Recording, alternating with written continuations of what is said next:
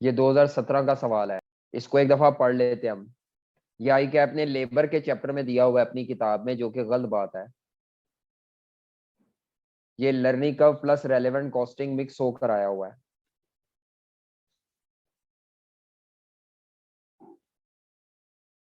जी जनाब, डाटा देखें वो क्या कहता है क्वेश्चन में। ये क्वेश्चन स्प्रिंग 2017 का क्वेश्चन 1 है। सिंपल सा क्वेश्चन है, कोई प्रॉब्लम नहीं है। तो एक ये करेंगे, एक जरा कॉम्प्रिहेंसिव क्वेश्चन करेंगे। तो spring 2017 question number 1। Spring 2017 question number 1 वो आपसे कहता है कंप्यूट द कॉन्ट्रैक्ट प्राइस। जी, कॉन्ट्रैक्ट प्राइस निकालनी है। मैंने आपको बताया था कॉन्ट्रैक्ट प्राइस में प्रॉफिट भी ऐड करते हैं, मिनिमम प्राइस नहीं कहा। Compute contract price that company would enable SPL to earn incremental profit of 30% of the contract price. यानी सेल प्राइस का 30% ये प्रॉफिट ऐड करना चाह रहे हैं। ये जो इंक्रीमेंटल का लफ्ज है ना, ये हिंट दे रहा है कि रेलेवेंट कॉस्टिंग अप्लाई होगी। इंक्रीमेंटल की टर्म इस्तेमाल ही रेलेवेंट कॉस्टिंग में होती है। तो एक्चुअली वो आपको बताना चाह रहा है कि रेलेवेंट कॉस्टिंग के प्रिंसिपल को इस्तेमाल करते हुए आप कॉन्ट्रैक्ट की प्राइस निकालें। अगर मैं इसमें से इंक्रीमेंटल का लफ्ज उड़ा दूं, खाली प्रॉफिट कह दूं, तो फिर ये रेलेवेंट कॉस्टिंग का सवाल नहीं रहेगा। इस इंक्रीमेंटल के लफ्ज की वजह से, इंक्रीमेंटल प्रॉफिट के लफ्ज की वजह से ये हमें हिंट मिल रहा है कि ये रेलेवेंट कॉस्टिंग का सवाल है, और उसमें कॉन्ट्रैक्ट प्राइस रेलेवेंट कॉस्टिंग के असूलों से निकालनी है। जरूरी नहीं है हर सवाल लर्निंग कर्व का जो वो रेलेवेंट कॉस्टिंग वाला हो। स्प्रिंग 19 में भी एक सवाल आया हुआ है, उसमें रेलेवेंट कॉस्टिंग कोई नहीं है।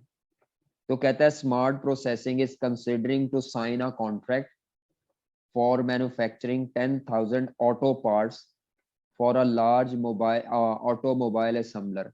10,000 यूनिट्स का कॉन्ट्रैक्ट मिलने जा रहा है, कंसिडरिंग है, मिला नहीं। The parts would be produced in batches of 500 units each. 500 units का एक बैच होगा। इसको कहते हैं बैच साइज। ये जो 500 यूनिट्स होते हैं एक बैच में, इसको कहते हैं बैच साइज। आगे चले, estimated cost of first batch दी हुई है आपको। डायरेक्ट मटेरियल 500 केजी लगेगा, तो 1 केजी की प्राइस क्या होगी अगर मैं निकालना चाहूँ। 1 केजी की प्राइस क्या होगी। एक्चुअली ये जो 1,35,000 निकला हुआ है, ये पी इंटू क्यू से निकला हुआ है। तो ये क्यू दिया हुआ है, इंटू पी इसमें छुपा हुआ है। अगर मैं आपसे पूछूं प्राइस क्या होगी, तो आप निकाल लेंगे मेरा ख्याल है। कितनी आती है प्राइस बेटा। 1,35,000 डिवाइडेड बाय 500, तो मेरा ख्याल है 270 रुपए पर केजी। ये प्राइस है, बिल्कुल ठीक है। इसी तरह डायरेक्ट लेबर आवर्स, ये भी क्यू दिया हुआ है, इसमें भी पी मिसिंग है। तो निकाले जी, 1500 घंटे हैं जी पहले बैच के। तो 2,25,000 into, oh sorry, divided by 1500 करें, तो 150 रुपए पर आवर आता है। 150 पर आवर, ऐसे ही है। उसके बाद वेरिएबल ओवरहेड्स 120 रुपए पर आवर है। ये पता है कैसे निकले, 120 इंटू 1500 करें तो वही आता है। 120 इंटू वो ऊपर वाले 1500 घंटे करें तो वही 180 आता है। सेटअप कॉस्ट, सेटअप कॉस्ट जो होती है, ये मशीन की प्रिपरेशन कॉस्ट होती है। मशीन को प्रोडक्शन से पहले प्रिपेयर किया जाता है, तो ये प्रिपरेशन कॉस्ट है, ठीक है। फिक्स कॉस्ट में depreciation of equipment purchase for the project. हाँ जी, एक ऐसा इक्विपमेंट जो स्पेशली प्रोजेक्ट के लिए परचेज किया जाएगा, उसकी डेप्रिसिएशन है, तो ये रेलेवेंट होगी। ऐसी डेप्रिसिएशन जो एक नए इक्विपमेंट की, परचेज इक्विपमेंट की हो, वो रेलेवेंट होगी। एग्जिस्टिंग इक्विपमेंट लिख देता, फिर वो रेलेवेंट ना होती। एलोकेशन ऑफ एग्जिस्टिंग ओवरहेड्स, जिस कॉस्ट के साथ भी, फिक्स कॉस्ट के साथ अगर एलोकेशन का लफ्ज आ जाए, एलोकेशन का लफ्ज आ जाए जी, हमने रूल्स पढ़े हैं अभी। एलोकेशन का लफ्ज आ जाए तो क्या वो रेलेवेंट होंगे, तो सवाल यहां से मिलेगा जवाब एलोकेशन वाले, एलोकेटेड या एलोकेशन ये लिखा हुआ, ये इररेलेवेंट होते हैं। ठीक है, तो रूल हम फॉलो कर रहे हैं, सही प्रॉपर बनाए हैं रूल। तो ये जो एलोकेशन वाले ओवरहेड्स हैं ये रेलेवेंट नहीं है, ऊपर वाले सारे रेलेवेंट हैं क्योंकि ये वेरिएबल कॉस्ट है। आगे कहता है the setup cost per batch would reduce by 5% for each subsequent batch. हर अगले बैच में ये 5% कम होगी। यानी ये जो सेटअप कॉस्ट है 40,000 रुपए, ये पहले बैच की है, हर अगले बैच में ये 5% कम होगी। यानी पहले बैच की 40,000 है, दूसरे बैच की 5% कम करनी है, तो 40,000 का 95% कर लें, 38,000।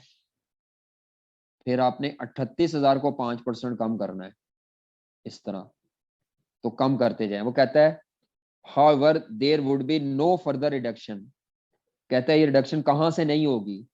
there would be no further reduction in setup cost from fifth batch, after fifth नहीं कहा, कहता है पांचवें बैच ऑनवर्ड कोई कमी नहीं होगी। यानी दूसरे में होगी, तीसरे में होगी, चौथे में होगी, उससे आगे ये कमी नहीं होगी। ठीक है, उससे आगे ये कमी नहीं होगी। आगे चलें, नेक्स्ट आ जाए। वो कहता है लर्निंग कर्व 90% है, ठीक है, यहाँ पे लर्निंग कर्व अप्लाई हो रहा है, पता चल गया यहाँ से। And would remain effective for first 8 batches. मैंने कहा था लर्निंग कर्व का सवाल आ जाए तो पहले ये देखना है कि लर्निंग का पैटर्न क्या है। तो यहाँ पर लर्निंग पहले 8 बैचेस तक के लिए है, बैच वाइज लर्निंग है। इस सवाल में यूनिट वाइज लर्निंग नहीं है, बैच वाइज लर्निंग है। ठीक है, इंडेक्स ऑफ लर्निंग यानी बी दिया हुआ है आपको। तो ये सिंपल क्वेश्चन है, इसमें सारा डाटा सिंपल सा दिया हुआ है। आपने सिर्फ क्या करना है, आपने इस क्वेश्चन में सारी relevant cost plus profit add करना है, तो आपके पास कॉन्ट्रैक्ट की प्राइस आ जाएगी। ठीक है, कॉन्ट्रैक्ट की प्राइस आ जाएगी। तो बनाए जी फॉर्मेट, सॉल्व करें मेरे साथ। हाँ जी, कॉन्ट्रैक्ट प्राइस। हाँ जी, कॉन्ट्रैक्ट प्राइस के लिए हम यहाँ पर सारी रेलेवेंट कॉस्ट पहले जमा करेंगे। मटेरियल की कॉस्ट, लेबर की कॉस्ट, रेलेवेंट, वेरिएबल ओवरहेड्स की कॉस्ट, सेटअप कॉस्ट, जिस तरतीब से दिया वो भी कॉपी हमने लिख दी सेटअप। अच्छा, फिक्स्ड डेप्रिसिएशन, एलोकेटेड वाली का नोट दे देंगे, एलोकेटेड वाली नहीं लेनी। ठीक है, एलोकेटेड ये जो एलोकेशन ऑफ द कॉस्ट है इसका नोट दे देंगे, एग्जिस्टिंग फिक्स कॉस्ट डैश। तो ये ऐड करके टोटल रेलेवेंट कॉस्ट आ जाएगी, प्लस प्रॉफिट ऐड करना है जो उसने 30% इंक्रीमेंटल प्रॉफिट का है, तो ये आपके कॉन्ट्रैक्ट की प्राइस आ जाएगी। ले जी, ये फॉर्मेट बन गया है। अब जो इसमें आसान फिगर्स हैं हम वो पहले प्लग इन कर लेंगे। ले जी, ठीक है, ये आप ऐड करेंगे तो टोटल रेलेवेंट कॉस्ट आ जाएगी प्लस प्रॉफिट, तो ये कॉन्ट्रैक्ट की प्राइस। ले जी, चले, ले जी, ये जो क्वेश्चन है इसमें अब हम डाटा फिलअप करते हैं। आसान फिगर्स पहले प्लग इन करेंगे जी। डेप्रिसिएशन कितनी थी जी, फिक्स डेप्रिसिएशन 45,000।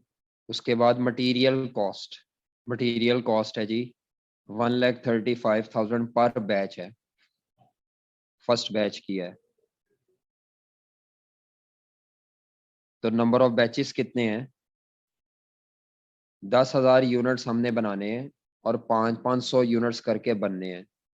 तो मेरा ख्याल है 20 बैचेस होंगे, 20 बैचेस होंगे। कैसे आएगा, 20 बैचेस कैसे आता है? टोटल जितनी आपने प्रोडक्शन करनी है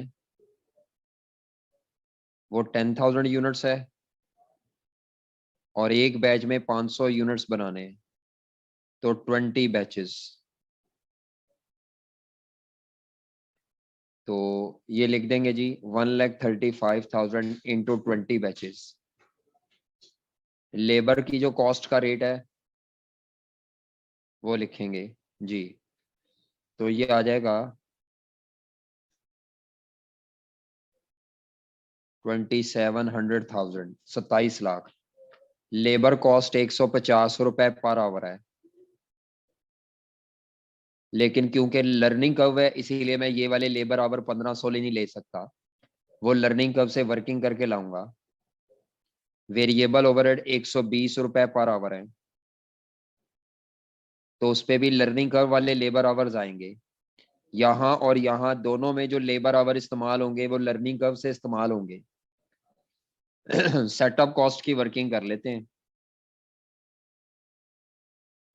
या इधर ही कैलकुलेट कर लेते हैं। सेटअप कॉस्ट चलें। सेटअप कॉस्ट पहले बैच की, फर्स्ट बैच की सेटअप कॉस्ट है 40,000। सेकेंड बैच की सेटअप कॉस्ट 40,000 का 95%, या चलो ऐसे लिख लेते हैं। फर्स्ट बैच की है 40,000, सेकेंड बैच में 5% कमी आएगी, तो 40,000 का 95% कर लेंगे। 40,000 का 95%, तो 38,000। थर्ड बैच में और कमी आएगी, हर बैच में कमी आनी है उसने कहा। 38,000 का 95% जी क्या आता है ये? 38,000 का 95%, 36,100। फोर्थ बैच 36,100 में फर्दर 5% कमी है, 95%। 34,295। इससे आगे वाले जो बैच हैं फ्रॉम फिफ्थ बैच ऑनवर्ड, वो कहता है कोई कमी नहीं आएगी। अगले जो पांचवा, छठा, सातवां, आठवां ऑनवर्ड, जितने भी अगले बैचेस हैं 20 तक, तो वो पांचवें बैच से लेकर 20वें बैच तक उसमें कोई कमी नहीं आएगी। मेरा ख्याल है वो हर बैच के, अगर ये कमी नहीं आएगी तो 34,295 रुपए फी बैच है, तो 16 बैचेस बनते हैं ये। पांचवें से 20वें तक 16 बैचेस बनते हैं ये। एक एक को भी जमा कर सकते हैं आप। 548,720, कोई कमी नहीं आएगी जी। 34,295, यहाँ तक चार थे। अब वो मैंने एक एक लिखने में टाइम जाया नहीं किया, पांचवें से लेकर 20वें बैच तक के इकट्ठे ही लिख दिए। क्या ये बात समझ आ गई? पांचवें से लेकर 20वें बैच के हमने इकट्ठे ही लिख दिए हैं। तो 697,115 ये हमारी सेटअप कॉस्ट है। 697,115। अब सिर्फ एक चीज रह गई है, विच इज अगर मैं लेबर आवर्स कैलकुलेट कर लूं लर्निंग से और वो यहाँ पुट कर दूं लेबर आवर, तो हमारा सवाल हल हो जाएगा, फिर हमारा मुकम्मल है। बस वो प्रॉफिट शॉफिट फिर ऐड करना है। तो अब नोट नंबर 3 क्या होगा? हमें लेबर आवर्स कैलकुलेट करने हैं लर्निंग कर्व के साथ। लेबर आवर्स निकालने हैं with learning curve. Labour hours निकालने हैं विद लर्निंग कर्व। तो सबसे पहले मैंने कहा था लर्निंग कर्व में ये देखें कि बैच वाइज लर्निंग है या यूनिट वाइज लर्निंग। बताएं जी मुझे क्वेश्चन को देख के कि बैच वाइज लर्निंग है या यूनिट वाइज। बैच वाइज है या यूनिट वाइज, क्योंकि यहाँ ये लिखा हुआ है फर्स्ट एज बैचेस तक लर्निंग है। तो अगर बैच वाइज लर्निंग हो तो आपको टाइम ऑफ फर्स्ट बैच लेना होता है। डेटा लिखे यहाँ पर, टाइम ऑफ फर्स्ट यूनिट नहीं लेना होता, फिर टाइम ऑफ फर्स्ट बैच लेना होता है जो कि ए होता है। तो फर्स्ट बैच का टाइम जो ऊपर लिखा हुआ था इस टेबल में वो ये 1500 घंटे था। 1500, 1500 घंटे दिया हुआ था फर्स्ट बैच का टाइम। इंडेक्स ऑफ लर्निंग जो बी है,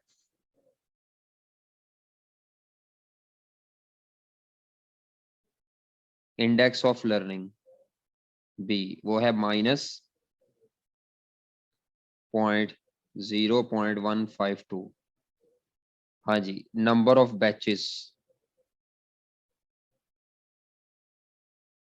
तो टोटल ऑर्डर में 20 बैचेस हैं, लेकिन जो लर्निंग है वो सिर्फ पहले 8 बैचेस तक लर्निंग है। इसमें लर्निंग है, लेकिन अगले 12 बैचेस में लर्निंग नहीं है, नो लर्निंग। पहले 8 बैचेस तक लर्निंग है, तो वो जो टेबल बनाते हैं हम वो 8 बैचेस से आगे नहीं बनेगा। 8 बैचेस तक लर्निंग है, तो बाकी अगले 12 बैचेस पे टाइम कैसे देखेंगे, कोई बता सकता है? पहले 8 बैचेस तक तो लर्निंग है, लेकिन अगले 12 बैचेस के लिए टाइम कौन सा देखेंगे?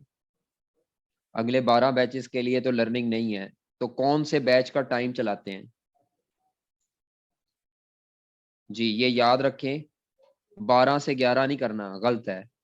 लर्निंग क्योंकि 8 बैचेस तक है, तो 8 बैचेस के टाइम में से 7 बैचेस का टाइम निकालेंगे। 7वें का भी फाइंड नहीं करेंगे, गलत है। 7वें का भी फाइंड नहीं करेंगे। 8वां जो आखिरी बैच है ना, 8वां, 8th लर्निंग है, देखो जी लाइनें 1 2 3 4 5 6 7 8, 8 उसके बाद 9 10 11 12 13 14 15 16 17 18 19 20, 20 बैचेस हो गए। अब ये जो बैचेस हैं इन पे लर्निंग नहीं है। ये जो पहले 8 बैचेस हैं इस पे लर्निंग है। पहला 1 2 3 4 5 6 7 8, तो ये जो 8वां बैच होता है ना, इसका वाला टाइम इन सब पे अप्लाई करते हैं, हर एक पे। तो 8वें बैच का टाइम अगर आपने निकालना है, अगर आपने 8वें बैच का टाइम निकालना है, 8वें का लगेगा, तो पहले वाले 7 बैचेस का टोटल टाइम लेस करेंगे तो 8वें बैच का टाइम आएगा ना। जो लर्निंग में आखिरी बैच होता है ना, उसका टाइम लगता है आफ्टर लर्निंग। ये जो 8 बैचेस तक है इसको कहेंगे ड्यूरिंग लर्निंग फेज, इसको कहेंगे आफ्टर लर्निंग फेज, ये जो बाकी 12 बैचेस हैं। तो ये लाइनें लगाने का मकसद सिर्फ समझाना है, ते साइड ते ताड़ी मेहरबानी लेना ला लेना जो कंफ्यूज हो जाते। तो 20 बैचेस हैं बेटा, 20 में से पहले 8 बैचेस तक लर्निंग है, पहले 8 बैचेस तक लर्निंग है, तो 8वें बैच का टाइम निकालना जरूरी है हमारे लिए। अगर मैं 8वें बैच का टाइम निकाल लूं तो मेरे लिए सवाल हल करना आसान हो जाएगा। तो number of batches x, cumulative average time पर बैच, टेबल बनाए जी, क्यूमुलेटिव एवरेज टाइम पर बैच। जिसने वो मेरे वाला सवाल किया था उसका गलत नहीं होना चाहिए था ये, अगर आपने अभी भी गलत किया है तो अल्लाह के हवाले। टोटल टाइम और इंक्रीमेंटल टाइम, तो मुझे 8वें बैच का टाइम चाहिए, इसीलिए हम क्या करेंगे, 8 बैचेस तक सॉल्व करेंगे पहले, और फिर 7 बैचेस के लिए सॉल्व करेंगे।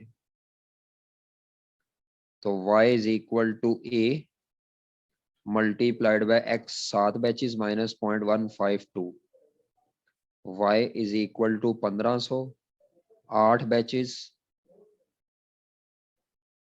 ये बात आप लोगों को इस हजम नहीं हो रही, याद नहीं हो रही कि किस में से कौन सा माइनस कर।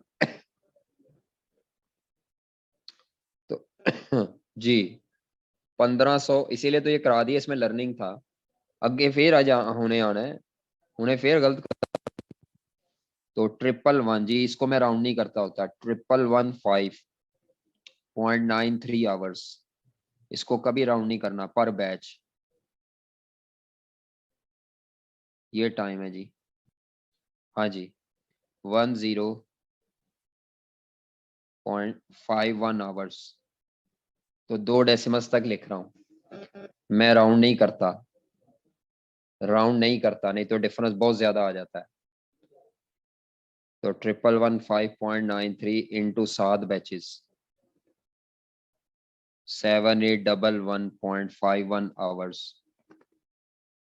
जी जनाब, 1093.51 इंटू 8 बैचेस, तो ये आ जाएगा 8748। तो ये 8 बैचेस का टोटल टाइम है। जब इसमें से ये माइनस करेंगे 7 बैचेस का टाइम, 8 बैचेस के टाइम में से 7 का माइनस करेंगे, तो ये 8वें बैच का टाइम आ जाएगा, 8th बैच का, जो फाइनल था बैच लर्निंग के वक्त। हाँ जी, 8748.08 माइनस 7811.51, ये आपको खुद करना चाहिए था, तो मैं अगर करवा रहा हूं तो इसका मतलब है अभी भी मसला है, मेरे बताने से पहले होना चाहिए था। ले जी, 936.57 936.57। ये तो टेबल अभी खत्म हुआ है, अभी 20 बैचेस का टाइम मुकम्मल नहीं हुआ। तो यहाँ टेबल से नीचे अब आप टोटल लेबर आवर्स लिखेंगे, पहले 8 बैचेस के, पहले 8 बैचेस जब लर्निंग थी तब टाइम क्या था, और अगले 8, नहीं सॉरी अगले 8 नहीं है, ये इसका तो मैंने टाइम लिख दिया 8 का, अगले 12, टोटल 20 बैच पूरे करने हैं ना, हमें टोटल लेबर आवर 20 बैचेस के चाहिए। तो जमा नेक्स्ट 12 बैचेस का टाइम कितना बनेगा, अगर 936.57 घंटे एक बैच पे लग रहे हैं, तो एक बैच पे 936 घंटे अगर लगने हो तो 11,238.84 घंटे ले जी। ये अब आपका आंसर आ जाएगा 19,986.92। लें जी, ये मुकम्मल हो गया, लेबर आवर्स मुकम्मल हो गए हैं 19,986.92। जी जनाब, तो 19,986.92 घंटे। याद रखें लर्निंग कर्व का इम्पैक्ट फिर इस पे भी आता है, वेरिएबल ओवरहेड्स पे, अगर ये लेबर आवर पर बेस कर रहे हैं, तो ये नोट नंबर 3 से आएंगे लेबर आवर्स। चलो जी, 2,998,038 और 2,398,430 ले जी, इस सारे को अब जमा करेंगे प्लस प्रॉफिट करेंगे, तो ये कॉन्ट्रैक्ट प्राइस आ जाएगी। ये अब आपने खुद कर लेना है इसको ऐड अप, ये इतना ऐड करना अब कोई मसला नहीं है, क्योंकि उसने प्रॉफिट का मार्जिन रेट दिया हुआ है, तो ये मार्जिन रेट में ये सेल प्राइस 100% होगी, ये 30% होगी, और ये जो कॉस्ट होगी ये 70% होगी। तो आपको जो 30% आपके पास ये फिगर मौजूद होगी जो कि 70% के बराबर है, 100% वाली फिगर फिर आप खुद निकाल लेंगे, ठीक है। ये सारों को जमा करें, मार्जिन रेट है ना, तो 30% हम डायरेक्ट इसका नहीं कर सकते, हमें ये परसेंटेजेस डिफाइन करनी पड़ेगी। तो आप करेंगे total cost divided by 70% into 100% कर दें या इंटू 30% कर दें, तो ये अब आप खुद कीजिएगा, बस ये मुकम्मल आपने अब खुद करना है, इसमें कुछ नहीं है अब, ठीक है। कोई मसला मसाइल है तो पूछ लें, अदरवाइज मेरी तरफ से ये क्लोज है।